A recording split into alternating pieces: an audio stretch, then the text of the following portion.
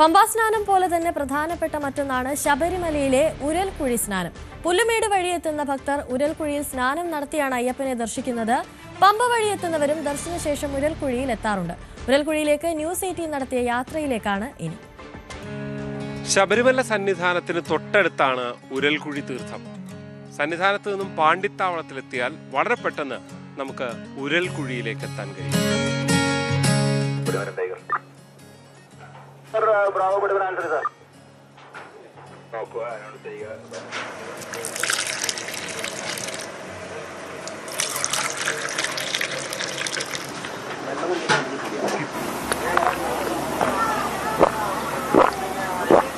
പോകണ്ടെങ്കിൽ മൂന്നെണ്ണം മേടിക്കട്ടോ.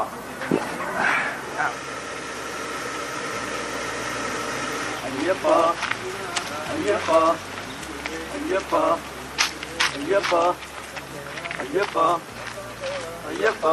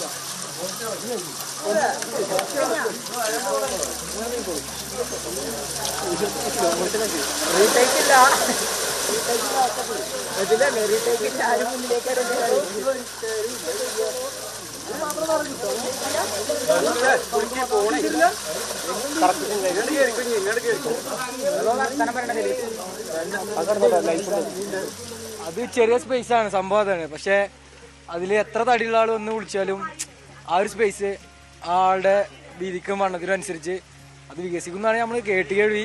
എനിക്കറിയില്ല. ഇപ്പോൾ നമ്മളെ കൂട്ടത്തിലുള്ള സമയമാണെങ്കിലും ഈ സമയമാണെന്നുണ്ടെങ്കിൽ ആരും വിളിക്കുകയാണെന്നുണ്ടെങ്കിലും അത് അതിനനുസരിച്ച് വരും. ആളുകൾക്ക് അതായത് ഒരു കേടുപാടും പറ്റൂല. പാറയാണ്, ഇങ്ങനെ മുങ്ങുമ്പോൾ മേത്ത് പരിക്ക് അങ്ങനത്തെ സംഭവങ്ങളൊക്കെ ഉള്ള പേടി, അങ്ങനത്തെ ടെൻഷനൊന്നും ഉണ്ടാവില്ല.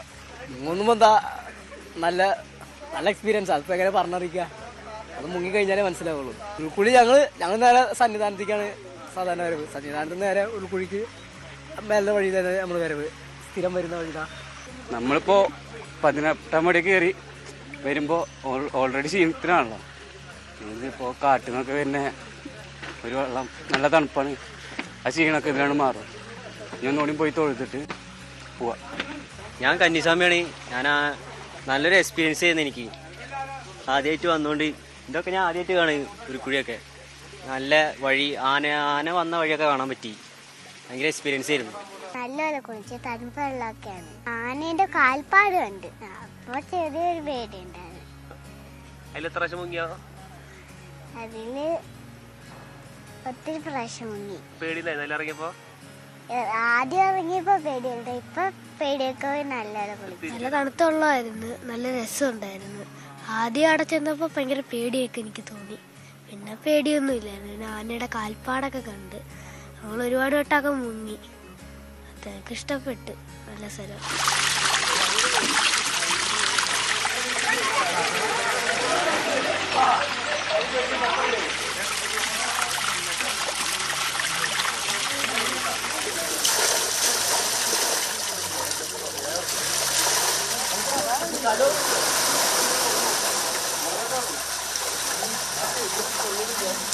ശബരിമലയിലെല്ലാം ഒരു അനുഭവവും അനുഭൂതിയും ഒക്കെയാണ്.